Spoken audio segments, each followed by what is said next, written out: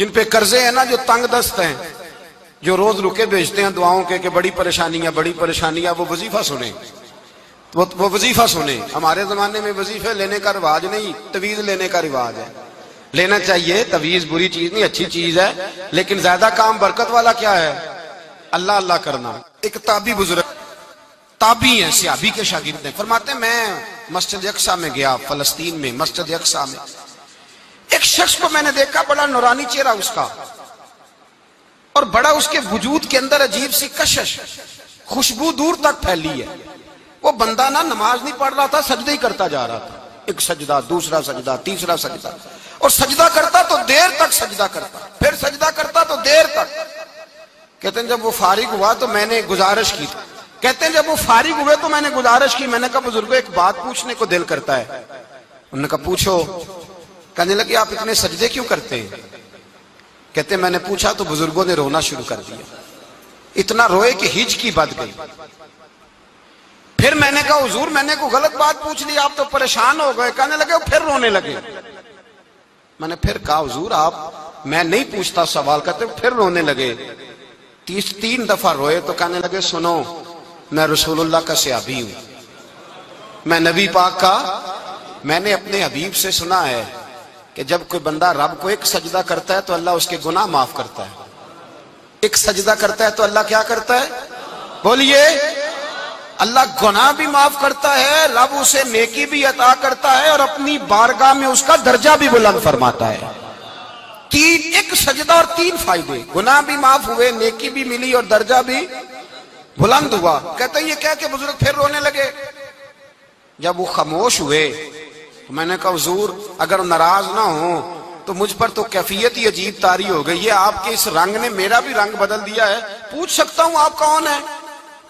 پوچھ سکتا ہوں آپ کون ہیں؟ کہتے جب میں نے سوال کیا تو انہوں نے پھر آنسو پونچھے، کہنے لگے میں رسول اللہ کا نوکر ابو ذر غفاری ہوں، میں ابو ذر غفاری ہوں، میں اپنی زندگی سجدے میں بتانا چاہتا ہوں، میں وقت اللہ کے حضور سجدہ کر۔ ہمارے ہاں میں نے اس دن بھی کہا تھا، ہمارے ہاں لوگوں نے بہانہ بنا لیا ہے حضور بخشوا دیں گے، محفل نعت 6 گھنٹے کی، نماز 5 منٹ کی، حضور بخشوا دیں گے۔ سنو نا جنہیں حضور بخشوا رہے ہیں، حضور انہیں بتا کیا رہے ہیں؟ حضور انہیں بتا کیا رہے ہیں؟ اللہ اکبر، کیا انداز ہے۔ حضرت ربیعہ بن کعب کہتے ہیں میں حضور کو وضو کرایا کرتا تھا، بخاری مسلم میں۔ ایک دن حضور نے فرمایا سل یا ربیعہ، ربیعہ کچھ مانگ لو۔ تو کہتے ہیں میں نے مانگا تو پھر میں نے بھی وہ چیز مانگی جو سب سے قیمتی تھی۔ میں نے کہا حضور جنت میں وہ والا مکان چاہیے جس کی دیوار کے دوسری جانب آپ کا حجرہ انور ہو، جس کی دوسری سائیڈ پہ آپ کا گھر ہو، تو اڈی میری کاند سانجی ہو گئی، وہ والا مکان چاہیے۔ تو نبی پاک نے فرمایا جا تجھے دیا، جا تجھے، بولیے جا تجھے، کمال ہو گئی، جا تجھے دیا۔ کون دیتا ہے؟ دینے کو منہ چاہیے، دینے والا ہے سچا ہمارا، میں جا تجھے دیا۔ ایک میری بات یاد رکھنا، حضور کیا فرمایا؟ اپنی زندگی میں سجدے زیادہ کرنا۔ کیا زیادہ کرنا؟ چلو سارے بولے ایک دفعہ، کیا کرا؟ کیا زیادہ کرنے؟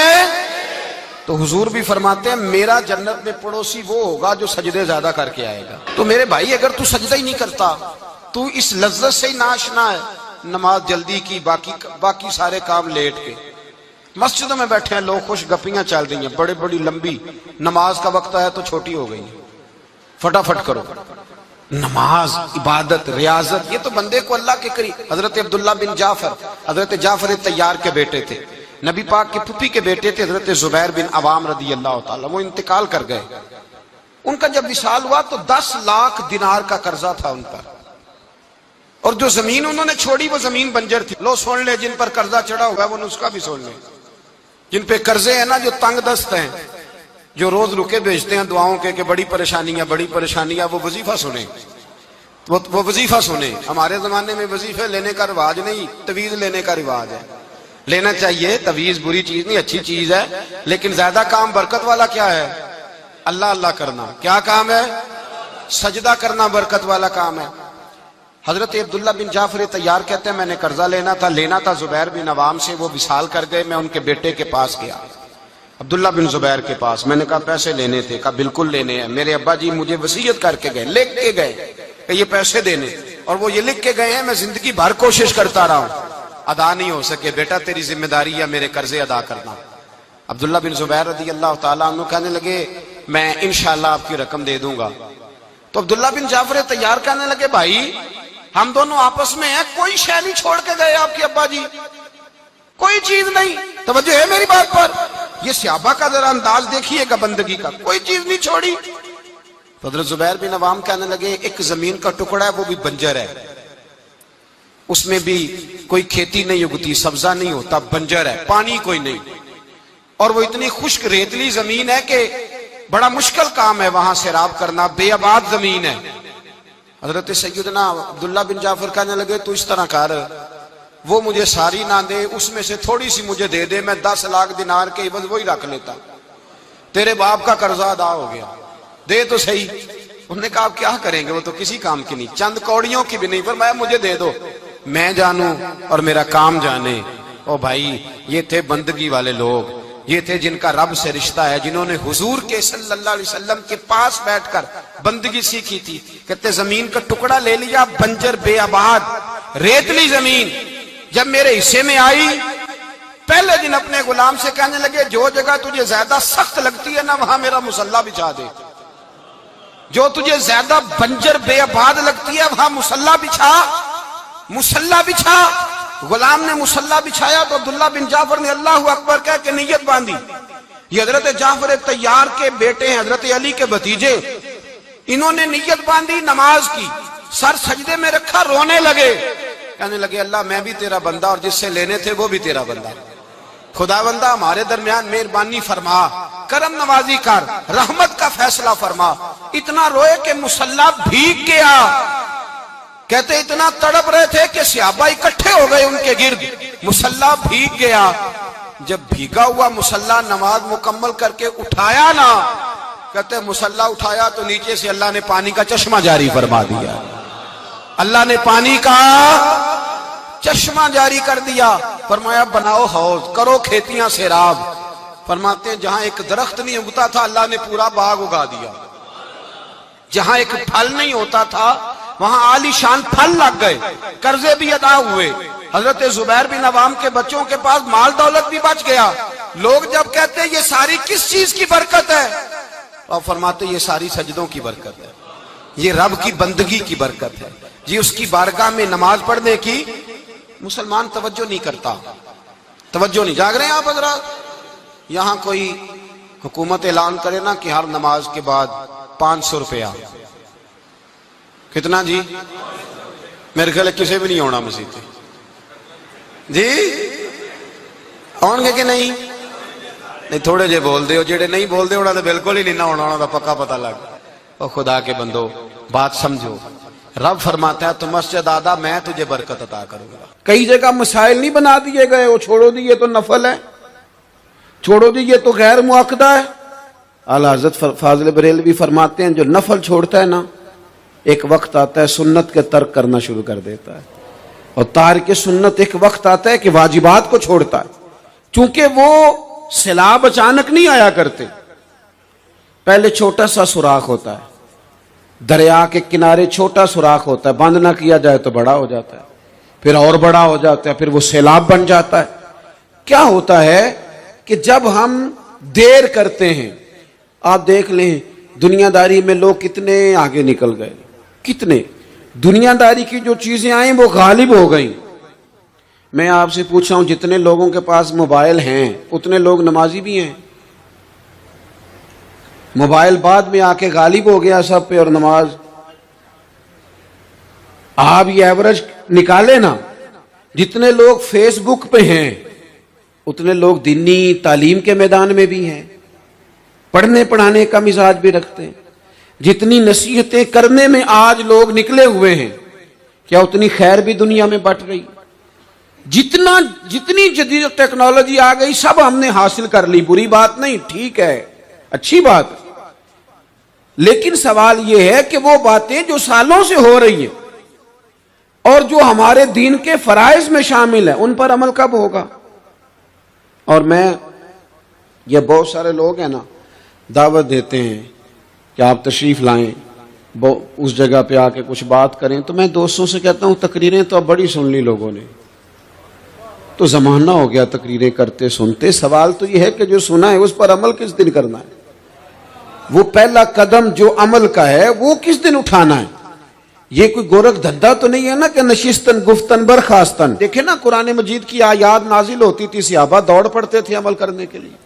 لن تنالوا البر حتى تنفقوا مما تحبون، تم بھلائی کو نہیں پہنچو گے جب تک اپنی پیاری چیز خرچ نہ کرو. تو یہ آیت ہم نے بھی سنی ہوئی ہے. میں آپ سے ہاتھ نہیں اٹھواتا، آپ خود اپنے آپ سے پوچھیں، میں اپنے آپ سے پوچھتا ہوں کب پیاری چیز لا کے خرچ کیا ہم نے اللہ کے راستے میں؟ لیکن جب نازل ہوئی تھی تو عبداللہ ابن عمر کو گھوڑا پیارا تھا، انہوں نے فوراً لا کے پیش کر دیا تھا. حضرت ابو طلحہ انصاری کو باغ پیارا تھا، انہوں نے فوراً لا کے حضور کی بارگاہ میں پیش کر دیا تھا. ہم کب یہ کام کریں گے؟ ہم سن رہے ہیں، ہمیں آتی ہے، ہم آگے بڑھا رہے ہیں، لیکن جلدی سے صحابہ کا یہ مزاج تھا کہ جیسے ہی ان تک خیر پہنچی انہوں نے عمل کر کے دکھایا. جیسے نصیحت ملی اس نصیحت پر وہ عامل ہو گئے. امام جعفر صادق رضی اللہ تعالیٰ عنہ سے ایک شخص نے پوچھا حضور میں دین کی خدمت کرنا چاہتا ہوں، تبلیغ کرنا چاہتا ہوں، کوئی طریقہ بتائیں. بہت سارے لوگ ہیں آج کل جو یہ چاہتے ہیں کہ جناب مجھے نہ کوئی آپ نسخہ بتائیں، کوئی سلیقہ بتائیں، میں دین کا کام کرنا چاہتا ہوں، دعوت خیر دینا چاہتا ہوں، کوئی طریقہ بتائیں. تو سیدنا امام جعفر صادق رضی اللہ تعالیٰ عنہ فرمانے لگے آسان طریقہ ہے، اور بغیر کسی فلسفے کے، بغیر کسی الجھی ہوئی گتھی کے سلجھی ہوئی بات ہے، بالکل طے. تو دین کی تبلیغ کرنا چاہتا ہے؟ اس نے کہا ہاں. تو فرمانے لگے بڑا آسان نسخہ ہے، اگر تو دین پھیلانا چاہتا ہے، تبلیغ کرنا چاہتا ہے، تو دین پر عمل کرنا شروع کر دے. عمل کے بڑے اثرات ہوتے ہیں. عمل، حضرت باجید بستامی فرمایا کرتے تھے جس نے ہماری خاموشی سے کچھ نہیں سیکھا وہ ہماری تقریر سے کیا سیکھے گا. یہ جو عمل ہوتا ہے یہ اتنی بڑی خاموش تبلیغ ہے، اتنی بڑی. امام جعفر صادق فرمانے لگے تو عمل کر، وہ تیرا عمل کرنا. آپ پڑھیں گھر میں نماز، آپ کے بچوں کو شوق ہو جائے گا. آپ کھولیں گھر میں قرآن مجید، آپ کے بچوں کا دل لگ جائے گا. آپ بیٹھے تسبیح لے کے کہ آج میں نے آدھا گھنٹہ محبوب کی بارگاہ میں درود و سلام عرض کرنا ہے، بچوں کی طبیعت لگ جائے گی. عمل جو ہوتا ہے اس کا فیض بٹتا ہے. نیکی میں آگے بڑھنے کی جد و جہد، کوشش کرنا کہ میں ذرا خیر کے کام میں آگے نکلوں. کیا کہا حضرت عمر نے؟ کبھی ہم سنتے ہیں باتیں، کبھی اس کی گہرائی میں اترو نا. سیدنا فاروق اعظم فرماتے ہیں میری ساری عمر دوڑ لگی رہی کہ میں ابو بکر صدیق سے نیکیوں میں آگے نکل جاؤں. ساری زندگی میری دوڑ رہی، جد و جہد رہی کہ میں ابو بکر صدیق سے آگے. 2.5% زکوٰۃ ہے. عمر کہتے ہیں میں 50% لے کے آیا تھا، لیکن میں 50% پہ پہنچا تھا تو ابو بکر 100% پہ پہنچ گئے تھے، وہ سارا ہی لے آئے تھے. میری دوڑ رہی، جد. یہاں بھی دوڑ ہے. میری عزت کرو، میرے آنے پہ کھڑے ہو جاؤ، معاذ اللہ میرا اکرام کرو، میں فلاں صاحب ہوتا ہوں، قبیلے میں، برادری میں، سوسائٹی میں، سماج میں یہ نام رکھتا ہوں، میں فلاں سیاسی، سماجی، فلاحی، رفائی تعارف رکھتا ہوں، میرا فلاں معاملہ ہے. یہ اس مزاج میں دوڑ لگ گئی، اس طبیعت کی دوڑ لگ گئی. مجھے بھی مانا جائے، مجھے بھی گنا جائے، مجھے بھی شمار کیا جائے، میرا بھی نام ہو جائے، مجھے بھی اگلوں میں رکھا جائے، قرب والوں میں میرا بھی تذکرہ کیا جائے. جو دوڑ ہمیں بتائی اور سکھائی گئی تھی اس دوڑ میں ہم شریک کیوں نہیں ہوتے؟ اس میں آگے کیوں نہیں نکلتے؟ وہ جو ہمیں فرمایا گیا تھا کہ تمہیں پتہ چل جائے پہلی صف کا ثواب کتنا ہے تو تم قرآن اندازی کرو. تو یہ قرآن اندازی کس دن ہونی ہے؟ یہ والی قرآن اندازی کس دن ہونی ہے؟ لیکن وہ قرآن اندازیاں تو ہو رہی ہیں عمرے کے ٹکٹ کی. اتنے عمرے کے ٹکٹ، اتنے عمرے کے، اچھی بات ہے، اس کی بھی کوئی مخالفت نہیں. لیکن جو کام جس میں آگے بڑھنا تھا، جس میں جد و جہد کرنی تھی، جس میں دوڑنا تھا، جس میں کاوش کرنی تھی، اس میں تو ہم پیچھے ہیں. زندگی اتنی تیزی سے گزر رہی ہے، آپ یقین کریں پیچھے پلٹ کے دیکھتے ہیں تو پتہ ہی نہیں چلتا کتنے سال بیت گئے. بھی ایسے لگتا ہے کل ہی تو ابھی داخل کرایا تھا گھر والوں نے اسکول میں، ابھی اگلے دن کی بات ہے دارالعلوم میں داخل ہوئے تھے اور اتنے سال بیت گئے، اتنا وقت گزر گیا۔ ہم عجیب مزاج کے لوگ ہیں، یہ چاہتے ہیں کہ ہمارے بچے بڑے ہو جائیں، یہ نہیں چاہتے کہ ہم بوڑھے ہو جائیں۔ دیکھیں اگر بچے بڑے ہوں گے تو لازمی نتیجہ ہے کہ ان کے بڑے، لیکن ہم دونوں باتوں میں اپنا مزاج رکھتے ہیں، بچے بھی بڑے چاہیے ہمیں اور ہم خود بھی اپنے آپ کو بوڑھا تسلیم کرنے کو تیار۔ ماشاءاللہ جی میرا بیٹا جوان ہو گیا، تو جناب آپ کیا ہو گئے؟ اب آپ بھی تو بتائیں نا، آپ کہاں پہنچ گئے؟ وہ کیا دور تھا جب کہتے تھے میرے بیٹے کو میرا جوتا پورا آنے لگا ہے۔ جیسے جیسے بچے بڑے ہوتے تھے